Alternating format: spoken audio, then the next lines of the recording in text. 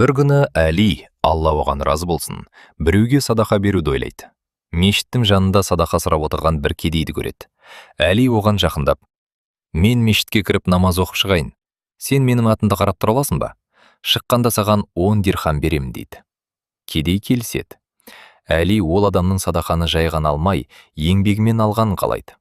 Аттың тізгінін оның қолына ұстатып, мешітке кіреді. Біраз уақыттан кейін намазын оқып шығып келсе, әлгі кедей жоқ болып шығады. Ол аттың ауыздығын, жүгенін алып кетіпті. Сонда Әли базарға барып, жаңа жүген сатып алуды шешеді.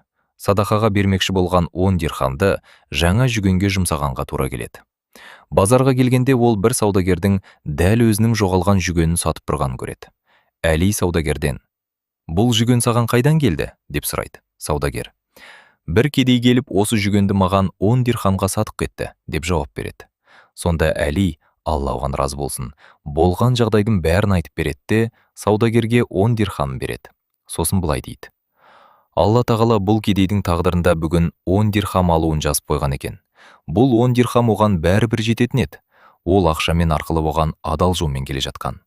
Бірақ ол менің жүгенімді ұрлап, сол 10 дирхамды арам жолмен алды. Алланың оған анасының құрсағындағы жазып қойған ризығы бәрібір оған келетін еді. Бірақ ол сабырсыздық танытып, күнәға батты."